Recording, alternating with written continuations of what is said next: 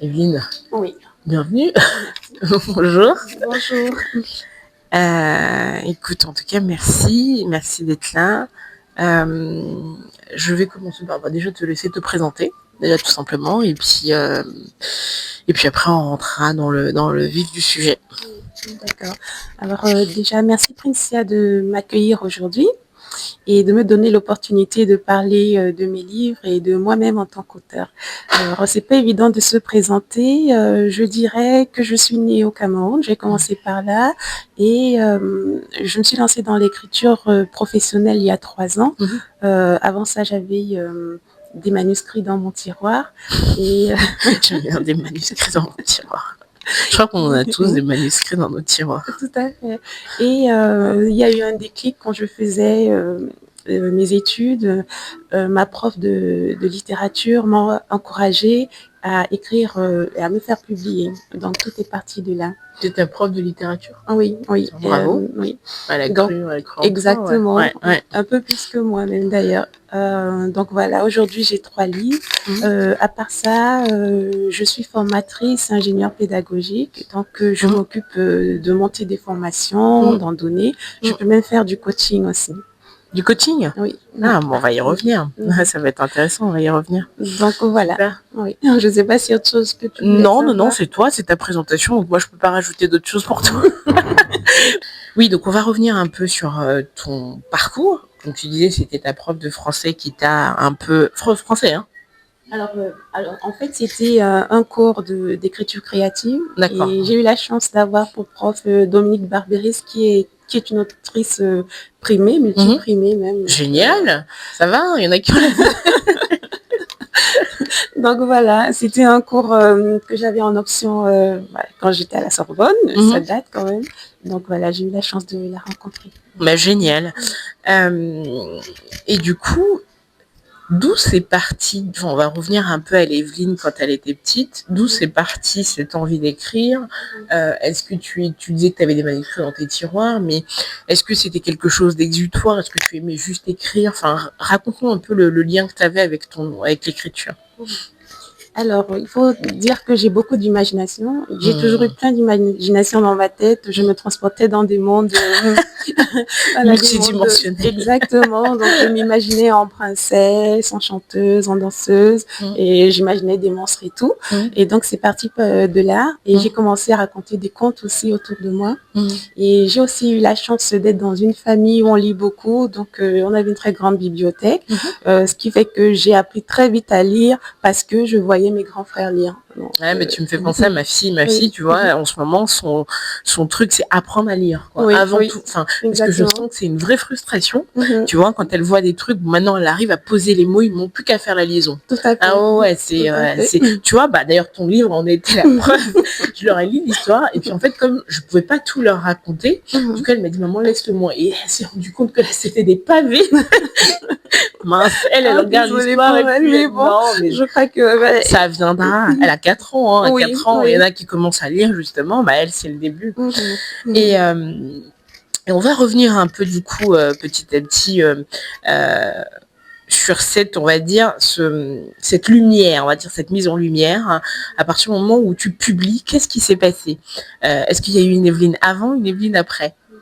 Alors ça, c'est sûr, parce que du jour au lendemain, déjà, j'ai pris confiance en moi. Comme je te disais, j'écrivais pour écrire, comme tu disais, c'est aussi un exutoire. Hein, et c'était surtout le besoin de mettre ce que j'avais en tête sur papier, un peu comme un journal intime. Et donc là, je devenais officiellement autrice. Et je me suis dit, l'aventure commence en fait. Voilà. Génial. Est-ce que tu as eu le fameux syndrome de l'imposteur? Oui, à un moment donné. Tu peux nous raconter? Alors, surtout parce que j'ai lu de grands textes et je me disais que mon texte n'était pas à la hauteur. Ah ouais, donc c'est tout le monde pareil. Tout à fait. Et par exemple, pour mon premier livre, Les Les aventures de Niobe le pangolin, je l'ai retravaillé parce que l'histoire était bien, mais je me disais, est-ce que les tournures de phrases sont bien? Est-ce qu'on sent vraiment l'émotion? Est-ce que j'ai bien construit la psychologie des personnages, des choses comme ça? Donc voilà, je trouvais toujours mon travail imparfait, mais puisqu'il faut se jeter à un moment donné dans l'eau, ouais. Exactement. Donc tu apprends à nager dedans. Exactement. Donc voilà, le fait de d'écrire vraiment déjà, comme je disais, ça m'a fait gagner confiance en moi. Et ça m'a permis de voir aussi une autre personnalité, celle d'Evelyne, qui peut mener des projets à bout, qui peut surpasser ses peurs et qui peut s'ouvrir aux autres finalement à travers le livre. Donc du coup, ça a été une forme de coaching, mais même de changement de posture finalement. Oui. Génial. Tout à fait. C'est top, c'est top parce que c'est vrai que moi tu vois j'écris toujours, mais je pense qu'on en avait même échangé, même j'écris toujours, mais je les laisse sous le tiroir et je n'ai jamais eu envie de publier, tu vois. Par contre j'ai eu envie de faire plein de choses, mais sauf ça. Tu vois comme quoi, chacune c'est le déclic va peut-être arriver. Oui, après comme j'écris depuis toute petite de façon très exutoire, j'ai peut-être pas eu, tu vois par exemple, j'ai toujours été entreprenante et entrepreneur, mais ça ne m'a jamais parlé d'écrire. Parce que c'est comme si, tu sais, ce que je vais dire, ça peut paraître un peu choquant, mais tu sais, c'est comme si j'avais pas d'amis et l'écriture, pour moi, c'est ma seule amie. Tu vois, je comprends tout à fait. Tu vois, genre avoir des copines avec qui tu parles, des fois, il y a des choses que tu peux pas dire. Mais la plume, pour moi, c'est vraiment the best. Même s'il ne me répond pas. J'espère, comme je te dis, que tu vas avoir le déclic parce que ce sera intéressant que tu nous partages aussi ce que tu penses. Tu ça penses peut nous aider. Je fais déjà beaucoup de choses, on me voit partout, là, ça y est, c'est bon, j'en ai marre de moi. Maintenant, moi, je m'intéresse aux autres. Et donc, on va t'en as t'as 3 bébés, on va les présenter. Véron, un amour déchu, ça me fait penser au premier livre que je lisais quand j'étais au collège. Tous les livres d'amour là que tu chopais chez Pocket, ça me fait penser trop à ça. Les aventures de Niobe le pangolin. Tu l'as écrit en quelle date? Alors 2022, si je dis pas de bêtises, hein. Mais je l'ai écrit bien plus. Il a été publié en 2022, mais le premier conte, par exemple, je l'avais écrit en 2020. Et après, je l'ai retravaillé. Mais tu sais, ça me fait penser à quoi? Ça me fait penser au Covid, le pangolin. Oui. Mais en fait, il y a une anecdote dessus. Justement, il est sorti post-Covid en 2022. Et donc, surtout les personnes âgées, quand elles voyaient le pangolin, elles fuyaient mon livre comme si... voilà, moi aussi, ça m'a fait pestiféré. Et en fait, moi, je me suis dit, c'est aussi un livre... Quand je l'ai présenté à la caméra, quand même. Voilà, je me suis dit que je joue l'avocat du pangolin, finalement. Je l'habilite parce que... Oui, tu lui donnes une belle casquette. Exactement, parce qu'en fait, si tu as déjà vu un pangolin, c'est un animal très inoffensif et très doux. Voilà, il demande juste à vivre, en fait. Là, on lui a collé une mauvaise étiquette, Mais tu vois, même, il a été l'emblème, finalement, de ce Covid. Et on l'a un peu découvert. Moi, par exemple, je ne connaissais pas le pangolin. Peut-être que j'avais vu, tu sais, mais j'avais pas associé pangolin à ça. Donc, forcément, pour moi, c'était waouh. Et quand j'ai vu ça m'a fait sourire. J'ai dit, ah là là, j'espère qu'elle n'a pas sorti pendant le Covid. C'est vraiment post-Covid pour le coup. Et justement, à chaque salon, je suis obligée de justifier que moi, mon pangolin, il est inoffensif et voilà, il ne cause pas de maladie, il est juste solitaire. Et je l'ai choisi justement parce que c'est un animal timide. Donc, pour moi, c'était vraiment l'emblème, tu vois, de la personne qui se replie sur elle-même, qui ne peut pas s'ouvrir sur le monde et petit à petit qui grandit. Voilà, notre ami grandit dans l'histoire. D'accord. Et enfin, il y a le troisième. Oui, j'allais y venir parce que c'est celui sur lequel on va rentrer dedans, justement, La Louve solitaire, celui sur lequel je te disais que j'ai plongé. Et c'est comme je disais à mes sœurs, tu vois, moi je suis pas du tout BD, je suis pas du tout tout ce qui a trop de couleurs, là je suis trop terre à terre, mais ça a été, et ça je te le dis en face, j'attendais de te le voir, bravo. Bravo, parce que tu fais passer un vrai message derrière un mélange un peu, parce que c'est une BD, mais derrière, il y a quand même un peu de développement personnel. Moi, j'y vois un peu beaucoup de choses et on va y revenir. La Louve solitaire. Et tu m'as précisé la petite blague, tu m'as dit, je l'ai écrit avant la pub de Intermarché. Jamais Intermarché me regarde. Droit d'auteur. Je veux 1 million sur les recettes. Ah non, tu m'as fait trop rire. Après, en lisant ça, j'ai compris pourquoi tu me disais ça. Et je vais rentrer dans le vif du sujet. Qu'est-ce qui t'a inspiré pour La Louve solitaire?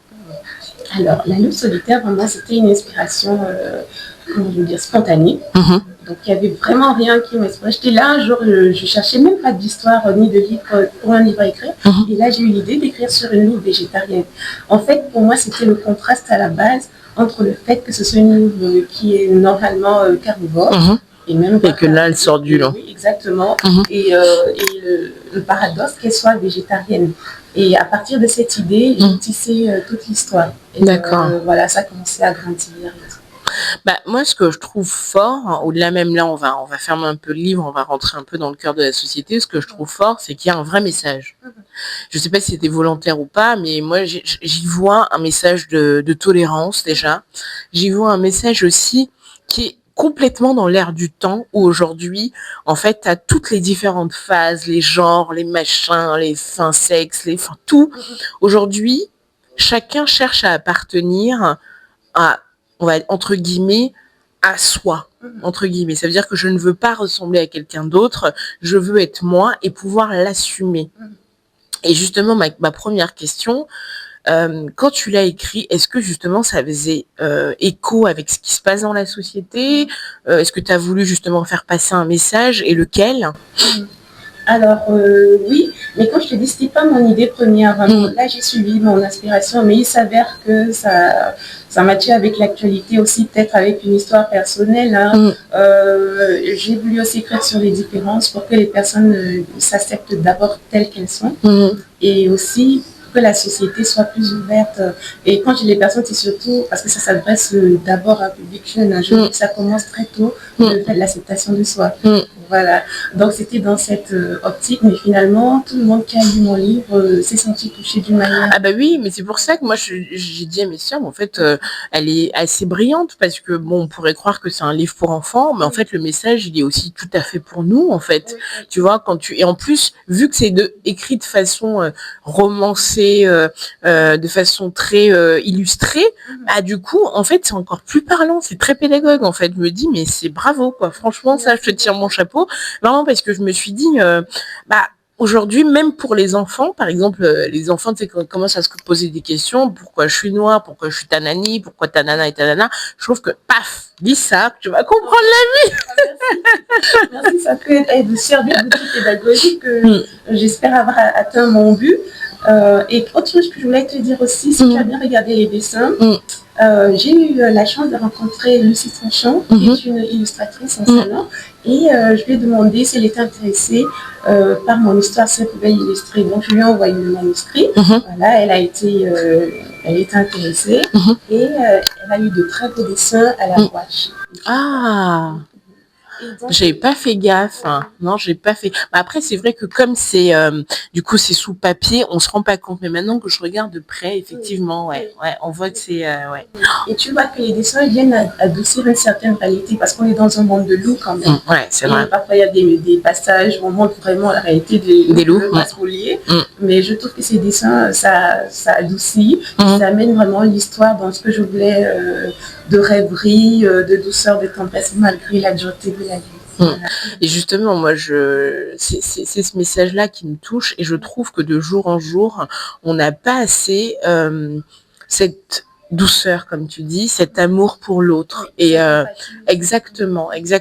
Et j'ai trouvé ça bien parce que c'est vrai que en fait, ça paraît totalement utopique, mais quand tu reviens, en fait, tu te dis mais ça c'est la vraie vie en fait, c'est la vraie vie, c'est de pouvoir accepter l'autre, c'est de savoir dire bah tu vois, il a peut-être une tâche là, mais finalement il est comme moi, tu vois. Ouais. Et je voulais aussi revenir, il y a un point qui moi m'a touchée, mais je pense que beaucoup de gens se retrouveront dedans, c'est tu sais le mot m'échappe, quand on vire la personne de sa fratrie ou de sa patrie. Et ça me fait penser aujourd'hui à beaucoup de faits de société, notamment, je globalise toujours, j'ai un peu en Afrique, mais l'Afrique bien évidemment est toujours très large et variée. Souvent quand t'as quelque chose qui va pas ou quand tu fais une bêtise, on te vire comme ça de ta... Exactement. Et ça m'a fait penser à ça.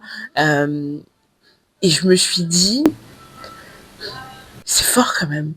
C'est très fort parce que quand quelqu'un comme ça est écarté de sa famille, de sa patrie, il n'arrive pas à se reconstruire. Oui, c'est difficile en fait. Et puis je pense que la différence dérange tellement qu'on veut totalement l'effacer. Et donc le mieux qu'on fait, c'est d'écarter la personne. Et on peut aussi voir ça d'un autre point, dans le sens où l'exil peut être salvateur. C'est sûr, c'est sûr. C'est difficile. Ah mais je suis d'accord, mais je suis entièrement d'accord. L'exil est salvateur et des fois même l'exil sur quelques périodes, des fois. Et si ce n'est même pas nous-mêmes qui nous exilons, des fois. Mais je suis entièrement d'accord. Mais c'est vrai que quand, je sais pas pourquoi je me suis mise à la place de, à un moment donné, l'actrice, enfin en tout cas l'héroïne principale. Je me suis dit, mais c'est hyper violent. Oui, très violent. Ouais, c'est hyper violent. Et en le racontant en plus à mes enfants, je me dis, et ma fille qui me dit, mais maman, mais pourquoi Parce que ça nous ramène aussi à nos sociétés. On sait qu'il y a par exemple des personnes qui ont fait un choix de genre, qui ont été mis au banc de leur famille, ou qui sont différentes. Je pense justement que ça renvoie, comme je te disais, aux expériences personnelles. Ça parle à tout le monde. Effectivement, c'est dur. C'est extrêmement dur.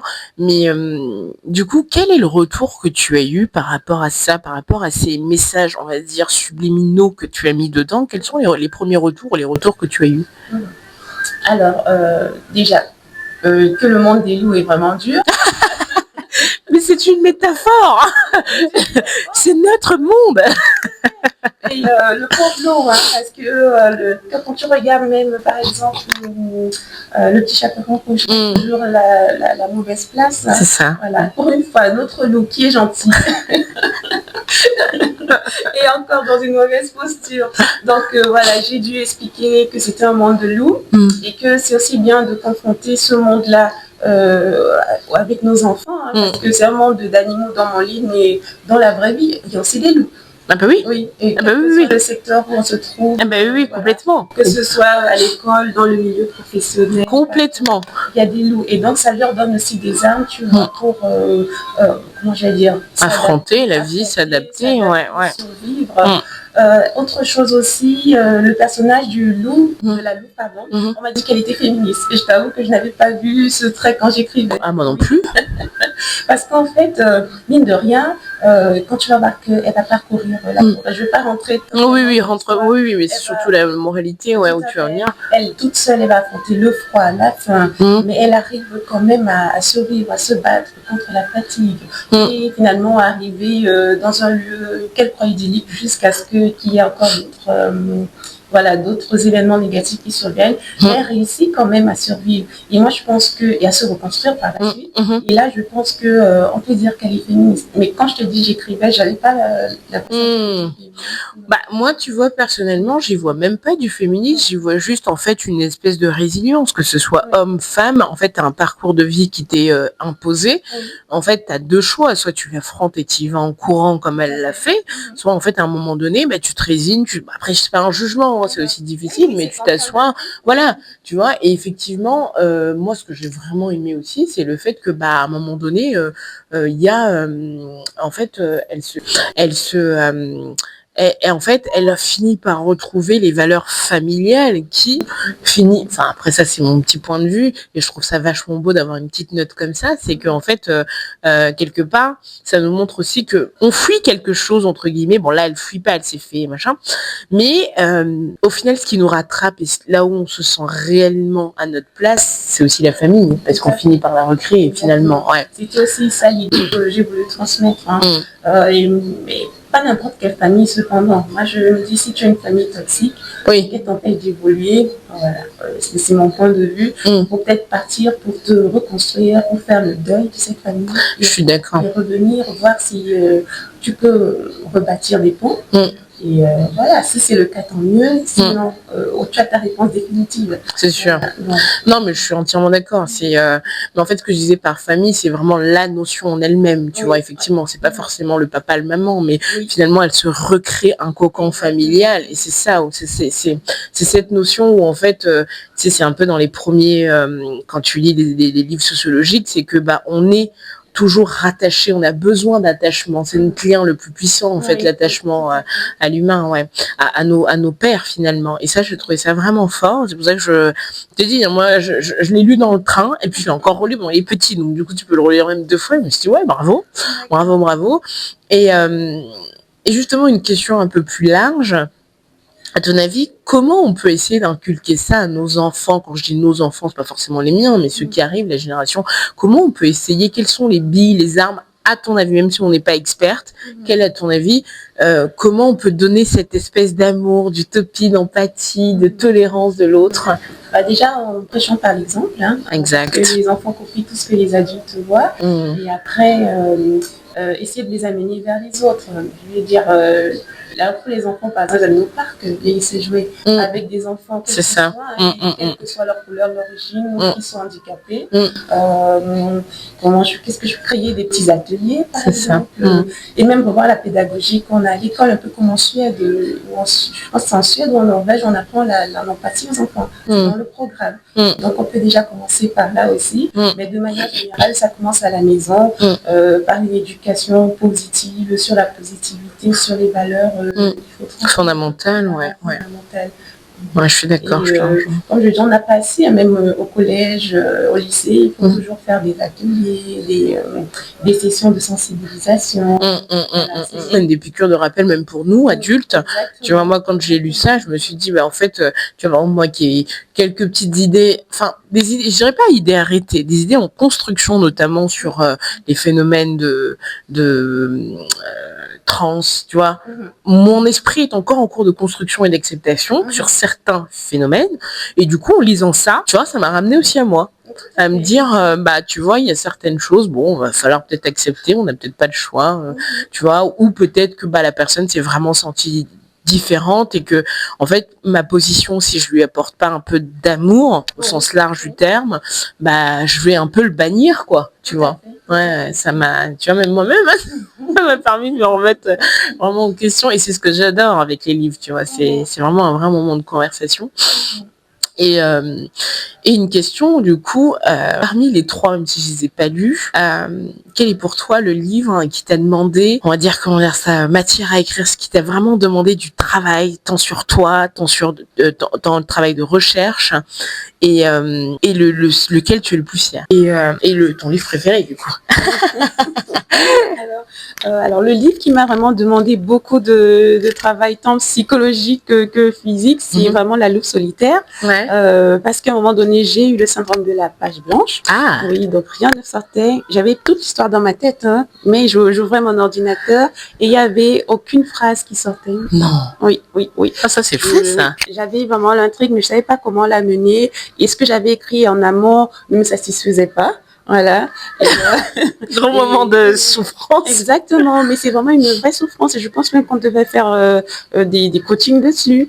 Parce que, comment te dire, c'est frustrant. Oui. C'est vraiment frustrant jusqu'aux larmes. Tu n'arrives pas à sortir ce que tu as dans la tête. Tu m'étonnes. Oui. Je crois qu'il y a Aïssata qui était passée sur le podcast. Je lui fais une petite pub, je lui dirais d'aller voir l'épisode, qui fait des ateliers d'écriture. Donc, si ça t'intéresse, peut-être de te mettre en relation avec elle, mais elle fait aussi des ateliers d'écriture. Elle a écrit aussi un super bouquin. Et oui, c'est vrai que de peut-être échanger aussi pour essayer de pallier à ce genre de problématique, parce que ça doit être waouh. Tout à fait. Moi, tu vois, moi qui ai tout le temps des idées, j'aimerais bien avoir des pages blanches. Non, mais je te souhaite pas, franchement. J'aimerais bien, je t'assure. Oui, mais quand on m'en parlait, tu vois, je pensais que c'est un mythe. Pas du tout. Et comme je te disais, c'est pas que tu n'as pas d'idées, tu as des idées. Ouais, mais tu n'arrives pas à les matérialiser. Exactement, à les matérialiser. Et puis tout d'un coup, ce que j'ai fait, j'ai fermé mon ordi, je n'ai pas écrit ni pensé à mon livre pendant plusieurs semaines et tout. Et puis j'ai rencontré d'autres auteurs au salon, on a discuté et tout. Et puis tout d'un coup, c'est revenu. T'avais besoin d'échanger. Oui, changer d'air aussi, échanger avec d'autres, récupérer aussi. Tout à fait. Donc, si j'ai un conseil pour les auteurs, si jamais ça vous arrive vraiment, c'est de prendre un peu de temps pour vous. Ça veut dire sortir de l'univers de votre livre et tout ce qui est littéraire, aller marcher, balader, discuter. Voilà. Et après, voilà, l'inspiration devrait revenir. Donc voilà. Donc quand je te disais, normalement, j'aurais pu le terminer plus tôt, mais ça m'a pris pratiquement 8 mois, voire 9. Oui, bah après, c'est le temps qu'il fallait. Hein. Oui, aussi, aussi. Mais je suis satisfaite aussi et c'est l'un de mes livres les plus aboutis pour moi, dans le sens où je l'ai relu, j'ai pu transmettre ce que je voulais en termes d'émotion. Bon, j'espère que les lecteurs vont le ressentir comme ça, mais c'était surtout l'émotion. C'était pas qu'une histoire pour moi. Comme tu dis, il y avait des sujets sous-jacents qui ont apparu au cours de l'écriture. Hein. Et si ça peut toucher plus de monde, si ça peut aider des personnes qui sont dans la même situation que Malou, tant mieux. Bah, je pense que ça va impacter, ça va toucher, ça c'est sûr. Tu vois, il y a beaucoup d'émotions, ça se ressent, et puis c'est aussi romancé, donc ça fait un bel équilibre. Ouais. Écoute, on va commencer doucement à chuter. Est-ce qu'aujourd'hui, tu as des projets qui arrivent? Est-ce que du coup, aujourd'hui, justement, tes livres t'ont poussé à faire quelque chose d'autre aussi? Je te laisse y répondre. J'ai un salon très prochainement, le 14 mars, qui va se tenir au Centre culturel de Lys, donc la ville de Lys dans le 91. À part ça, j'ai d'autres salons. Là, j'attends la confirmation. Et je suis également sur un roman que j'espère terminer assez vite, assez tôt. Super. Bon, en tout cas, pour ton salon du 14 mars, malheureusement, la vidéo sera diffusée après, parce que... mais oui, parce que je préfère le préciser, il y a au moins un mois d'attente là, pour les prochaines vidéos. En revanche, est-ce que tu disais tout à l'heure que tu as un livre qui est en cours, peut-être des projets un peu plus pour la rentrée? Est-ce que tu as d'autres sujets qui vont arriver? Peut-être c'est intéressant de pouvoir en parler. Oui, alors donc là, il y a le livre le roman, parce que j'aimerais écrire un roman pour le coup, qui demande aussi beaucoup d'organisation d'idées, beaucoup d'écriture et de réécriture. Il y a également un livre de poèmes, voilà. Ah, génial. Oui, donc j'ai écrit plusieurs poèmes que j'aimerais compiler et leur donner aussi un axe, ou plusieurs axes d'ailleurs, parce que voilà, c'est des poèmes épars, donc là, je voudrais mieux les structurer. Quoi d'autre? Après, je ne sais pas si je peux en parler, j'ai lancé mon association, oui, et qui s'occupe notamment de la culture. Et donc, dans ce cadre, j'aimerais également faire la promotion du livre, la promotion du monde culturel et littéraire. Voilà, donc il y a en gestation notamment. Et du coup, vous faites quoi exactement comme action? Alors, l'association s'appelle Les Anges d'Ève, en rapport avec Ève, que tout le monde connaît. Justement, c'est laid pour le coup parce qu'elle a donné la paume à Adam, mais c'est pas dans ce sens que moi j'ai nommé mon association. C'est surtout parce qu'elle est créatrice de vie et qu'elle transmet, qu'elle est dans la transmission, que ce soit la transmission de la vie, de la culture, de l'amour et tout. Et c'est un peu le lead de mon association. Voilà, j'aimerais transmettre et créer des échanges entre les peuples, entre les différentes parties de la société. Et donc, j'ai axé mon association sur l'éducation, la culture et le développement social. Bravo. Voilà. Bravo. Donc, elle est encore toute jeune. Je suis en train de travailler sur les projets. Et j'aimerais que mon premier projet soit littéraire, notamment une rencontre littéraire, un concours. Génial. Où les personnes s'exprimeraient dans un texte, mais de manière vraiment naturelle, voilà, sans prioriture, on va dire ça comme ça. Bah écoute, on y sera, on viendra, on va couvrir l'événement. Je te remercie. Écoute, tu me rediras ça en off, mais oui, bravo pour ça, pour les beaux projets. Merci. Et écoute, n'hésite pas à m'en parler, et puis on viendra couvrir, faire, mettre tout ça en lumière. En tout cas, génial, bravo. Merci. Et les deux dernières questions, on va commencer à chuter, mais souvent elles prennent quand même du temps parce qu'on va fouiner, ça nous demande un travail de fouine. Du coup, on va commencer à chuter. Le podcast, c'est le papillon. Et je l'ai appelé papillon parce que pour moi, c'est une transformation. Le papillon représente, à mon sens, transformation et beauté. Parce que pour moi, les deux, c'est... On voit la transformation telle qu'elle est, mais aussi les papillons, on les trouve, ils sont jamais moches. Moi, c'est ma réflexion. Oui, mais il y a des papillons qui sont un peu effrayants. Certes. En fait, je parle vraiment du côté artistique de la chose. Tu vois ce que je veux dire? Oui. C'est-à-dire que même quand on dit, je sais qu'en Afrique, on appelle ça les papillons du diable, par exemple. Et bien, en fait, quand tu les regardes de près, c'est souvent des papillons qui sont bien dessinés, noirs, avec des taches grises et tout ça. Donc, le côté artistique de la chose, tu sens quand même qu'il y a une pointe du créateur. Enfin, quand j'ai créateur, c'est voilà quoi, Exactement. Tu vois. C'est dans ce sens-là que je dis. Après, effectivement, les goûts et les couleurs ne se discutent pas. Moi, je peux voir un papillon moche, voilà. Mais c'est vraiment dans ce sens-là où tu sens que ça a été travaillé. Des fois, tu vois, les ailes sont de notre couleur, ou il y a une fente quelque part. Oui. Tu te dis, ouais, il y a eu du travail. Surtout sur une toute petite partie aussi fragile. C'est ça, exactement. Tu vois, alors que finalement, tu te dis, mais comment ça a été créé? Ça a été un petit ver de terre au départ. Oui. Parce qu'il y a eu une information, on va créer jaune, orange. Enfin bref, sinon on va dériver là-dessus. Et donc, ma question, c'est quel est l'événement qui t'a transformé, qui a fait aujourd'hui la Evelyne que tu es? Celle qu'on parlait tout à l'heure, assumée, qui prend des décisions, qui écrit, qui aujourd'hui partage des choses via son association. Alors, j'ai commencé à être cette Evelyne-là un jour où j'ai pris conscience qu'il y aura personne pour m'aider à me transformer. Bravo. Dans le sens où, en fait, alors c'est un peu grandiloquent, hein, mon destin. Mais il faut, t'es là pour. C'est ton espace. Donc, que mon destin est vraiment entre mes mains. Je viens d'une grande famille, j'ai 8 frères, 4 frères et 3 sœurs. J'ai encore une plus grande famille, si on compte les cousins et tout, mais je me suis rendu compte que, concrètement, si je prends pas les choses en main de manière personnelle, personne ne va m'aider. C'est ça. C'est sûr qu'il y aura des gens pour t'écouter, pour te tenir la main, mais si tu ne te décides pas de toi-même, tu vas pas t'en sortir. C'est ce que je me suis dit. Et je me suis toujours dit ça, oui, dans mes études, dans tout ce que j'entreprenais, mais tout en ne pas restant fermé sur soi, hein, bien évidemment. Mais déjà le fait d'avoir conscience, ça a tout changé.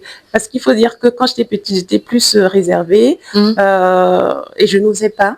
Je n'osais pas parce que je me disais c'était trop grand pour moi. Je rêvais beaucoup. Quand tu rêvais à quoi, par exemple? Oui, je rêvais d'être une star, d'être Naomi Campbell, c'était mon modèle à l'époque. Génial. Je rêvais d'avoir une belle voiture rouge, une grande maison, un château, parce que j'étais princesse aussi dans ma tête. J'ai rêvé d'être présidente de la République. J'ai fait plein de rêves, mais c'était que des rêves. Tu vois, et donc à un moment donné, je crois que ça s'est passé vraiment en première, oui, en première, je sais pas pourquoi, oui, il y a eu un déclic comme ça, et progressivement, j'ai pris conscience de ça, mais plus encore lorsque j'ai perdu mon père, qui était quand même mon pilier, qui était mon amoureux, le premier homme de ma vie, vraiment, je me suis dit, là, tu es vraiment seule, parce que je sais pas si c'est dans toutes les relations, mais au moins, notre relation était très forte par rapport à ma mère. Voilà, c'était un peu plus conflictuel. Donc, quand mon père est mort, c'est comme s'il y avait une partie de toi qui est partie. Voilà, donc ça a renforcé ce sentiment de vraiment prendre les rênes de ma vie. De ta vie, tu t'es retrouvée seule. Oui, tout à fait. Et tout à l'heure, tu disais que tu rêvais beaucoup. Est-ce qu'il y a un rêve aujourd'hui que tu as réalisé? Ça, j'improvise un peu cette question, mais est-ce que tu as un rêve aujourd'hui que tu as réalisé? Je suis autrice. Bravo. Je suis dans ton podcast. Je pleurais déjà trop. Je pense que toutes les personnes qui suivent mes émissions sociales doivent dire, elle a toujours des problèmes techniques. Mais oui, ma vie est challengée à 100%. Mais dans la beauté de chaque rencontre, moi, je tenais vraiment aussi à te remercier. C'est votre patience. C'est vraiment à chaque personne, mais la patience, parce que tu sais, des fois je me dis bon, t'arrives, les gens peut-être s'attendent à bon, déjà je vous emmène dans des beaux lieux, donc ça c'est déjà chouette. Bon, voilà, et en plus on a du soleil qui arrive d'un coup, tu vois, au moment où je dis ça, ça c'est la gratification, mais tu vois, cette passion, cette bienveillance et ce lien qu'on crée, parce que quelque part je sème dans ta vie et toi tu sèmes aussi dans la mienne, donc tu vois, et c'est ce beau moment là que j'aime vraiment, tu vois, et comme je disais à mes sœurs la dernière fois, le podcast pour moi c'est une forme de coaching tous les jours, et j'espère aussi pour vous, parce qu'au moment où vous passez, je vous challenge un peu. J'ai exprimé beaucoup de choses que j'avais sur le cœur, je savais même pas que je pouvais le dire. Je suis contente. Merci beaucoup pour ça aussi. Ouais, écoute, ça c'est vraiment un super, c'est cet échange de richesse, de culture. Et puis ma dernière question, c'est une fois que tu as pris conscience de tout ça, quel est le pas, l'action concrète que tu as mis en œuvre? Alors, déjà, si je prends le livre par exemple, pour me faire publier, j'ai fait les démarches qu'il fallait, j'ai approché les maisons d'édition, j'ai eu des refus, mais il y a une maison d'édition qui a compris la philosophie de mes œuvres. Oui, c'est pour te dire que si je n'allais pas chercher cette maison d'édition, elle n'aurait pas forcément trouvé. Donc, c'est vraiment le premier pas qu'il faut faire à chaque fois. Et comme je te disais, c'est ce que je dis à mes étudiants ou à mes élèves aussi, parce que j'ai été professeure. Voilà, c'est vraiment d'être maître de votre vie, de foncer, même si les portes sont entrouvertes. Voilà. N'hésitez pas, vous avez 2 réponses, soit c'est oui, soit c'est non. Automatiquement. On peut même vous dire attendez, revenez la semaine prochaine, insistez. Donc même quand vous dites non, il faut insister. C'est ça, il n'y a pas de non. Exactement. En fait. Ouais. Écoute, tu as anticipé un peu ma dernière question. Je te laisse regarder les caméras, les 2 là, peu importe celle que tu choisis. C'est aujourd'hui si tu as une petite Evelyne qui est, je sais pas moi, en train encore de douter d'elle, mais qui a envie d'écrire, qu'est-ce que tu pourrais lui donner comme message? Alors, ma chère petite Evelyne, je te dirais d'avoir confiance en toi. Et de comprendre que le monde n'est pas forcément parfait, voilà, qu'il y a différentes personnes, dont des personnes négatives, qui vont peut-être te mettre des bâtons dans les roues, qui vont te faire douter de toi, mais tu es très forte. Tu es très forte et ça, peut-être tu ne le sais pas encore. Et n'hésite pas à vivre tes rêves, n'hésite pas à réaliser tes rêves, n'hésite pas à aller vers les autres, à être empathique, voilà, aider, à recevoir, à écouter. Voilà. Et quoi d'autre et que les meilleures choses arrivent, même quand on y croit. Donc ça, c'est une expérience que j'ai faite, même quand j'étais au plus bas. Attends, là tu me pousses, mais tu me pousses environ. Franchement, on va rajouter une question. Parce que moi, faut pas me lancer là-dedans, les dernières questions. Du coup, je veux bien que tu nous partages un peu, cette foi que tu as, la foi en la vie. Et tu dis tout à l'heure, tu as traversé quelque chose et tu étais au plus bas que tu n'y croyais pas. En fait, sans rentrer en détail, si tu veux en parler, tu en parles. Si tu veux pas rentrer dans le détail, qu'est-ce que tu as traversé qui t'a vraiment bouleversé et comment tu as su aller chercher les billes? Alors, je vais peut-être parler du décès j'ai parlé du décès de mon père qui m'a vraiment marqué, mais il y a aussi le décès de ma mère. Ah ouais, c'est sûr. Celui de mon neveu. Et après, voilà, j'étais dans une situation professionnelle et financière pas top, mais ça s'est enchaîné en fait. C'est ce qu'on se disait tout à l'heure. Dès qu'il y a un truc, c'est là. Et ça m'a vraiment atteint. Tu vois, moi je voulais juste vivre pour ne pas mourir. Je sais pas comment t'expliquer ça. Ça veut dire que j'avais plus goût à rien. Ah ouais. Oui, vraiment. Attends, pause, parce que tu as dit une grande phrase. Je voulais juste vivre pour ne pas mourir. C'est fort. Ouais, c'est comme ça que je me sentais en fait. Waouh. Donc vraiment, mentalement, j'étais au plus bas et j'arrivais pas à mourir. J'arrivais pas. C'était au fond de moi, ça n'arrivait pas. Tu me donnes des larmes aux yeux. non, mais écoute, il faut que je réagisse, sinon Donc voilà, parce que c'était des événements qu'on n'attendait absolument pas. Et mais on s'attend jamais à ça. Oui, mais là, c'était vraiment un choc. Et moi, j'étais loin. Tous ces décès sont passés au Cameroun. Je n'étais pas là pour soutenir la famille, ni qu'on me soutienne. Parce que tu sais qu'en Afrique, par exemple, le deuil, voilà, ça rassemble tout le monde. Tu ne te sens pas seul. Donc même si c'est dur, tu vois, il y aura toujours une personne. Il y a toujours, te dire comment tu vas. Et puis moi, j'étais en Europe, je n'ai pas forcément ce retour là. Donc je dirais tout ça. Et moi, je suis quelqu'un qui dit ça va. T'es comme moi. Ouais.